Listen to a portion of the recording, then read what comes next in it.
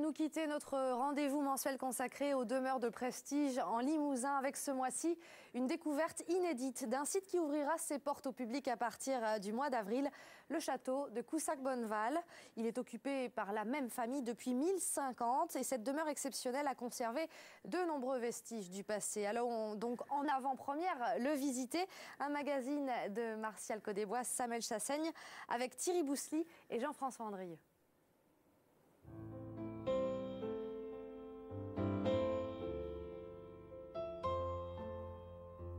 Monsieur le marquis de Bonneval, bonjour. Bonjour monsieur. Merci de nous recevoir en votre château.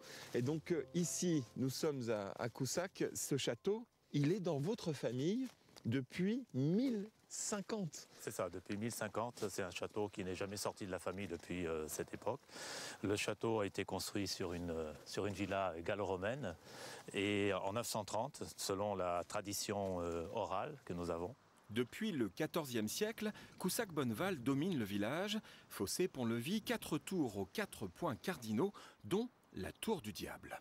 La tour du diable, ça aurait été une tour qui aurait été tentée d'être détruite par un diable en l'an 1200 justement. Donc voilà, elle porte d'ailleurs une grosse fissure qui, selon la légende, serait le coup de pied du diable pour essayer de la renverser.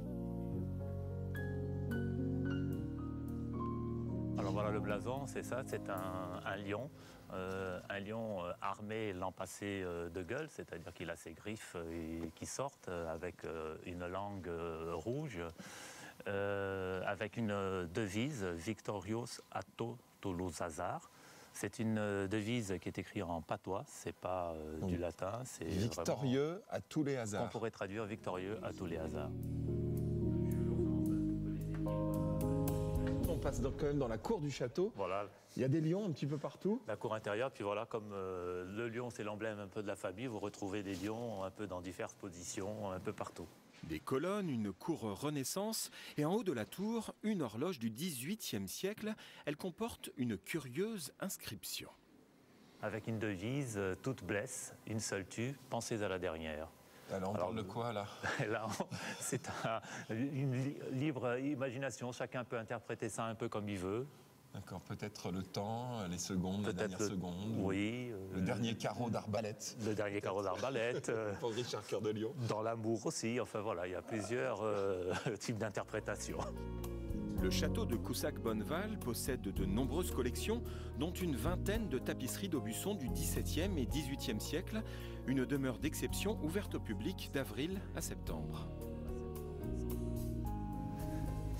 Merci monsieur le marquis, on vous retrouve tout à l'heure. Madame la marquise, bonjour. Bonjour monsieur. Merci de nous recevoir. Grand plaisir pour nous. On va voir le pacha. Allez, dans la chambre ici.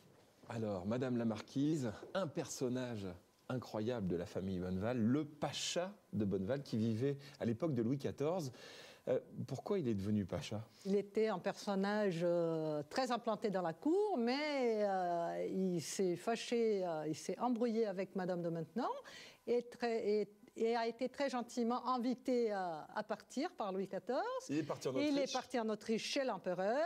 Ça, c'est pas bien passé non plus parce qu'il s'est moqué de sa maîtresse aussi. Mais dites donc, vous insinuez qu'il avait un sale caractère. Un peu difficile à vivre, mais bon, enfin. Et l'exil de nouveau pour Claude-Alexandre de Bonneval, qui part à Venise, puis dans l'Empire ottoman, où il va réorganiser les armées et acquérir le prestigieux titre de pacha. Reste aujourd'hui de lui des portraits ainsi qu'un tableau de son épouse. Judith de Cantobiran, avec qui il a été marié pendant 10 jours, parce que c'était pas ton... 10 jours. 10 jours, parce que sa mère a bien voulu qu'il se marie. À cette époque-là, c'était quelqu'un d'expéditif. Voilà. On continue, on va voir Henri IV. Henri IV. Allons-y. Ok.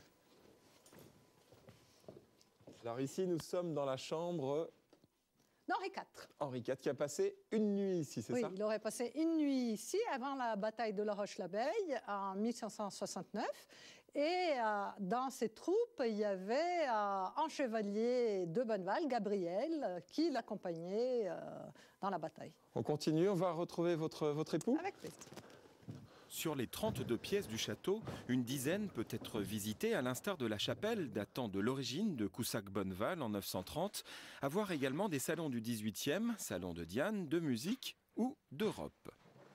Alors, monsieur le marquis et madame la marquise, vous êtes arrivés ici en 1996 du Brésil, Voilà. où vous habitiez. Tout à fait. Et alors là, tout d'un coup, il faut s'occuper de ce château immense. Bon, c'est sûr, c'est pas facile.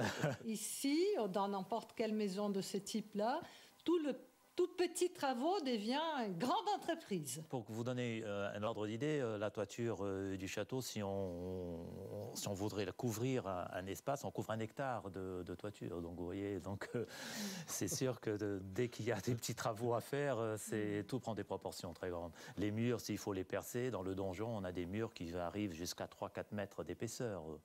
Donc, ah oui, c'est pas avec voilà. une petite perceuse. C'est pas avec une petite perceuse, non. Un engagement de toute une vie, madame la marquise, monsieur le marquis. Merci de nous avoir reçus en votre château de Coussac-Bonneval. On se retrouve le mois prochain pour une nouvelle visite guidée dans un château du Limousin.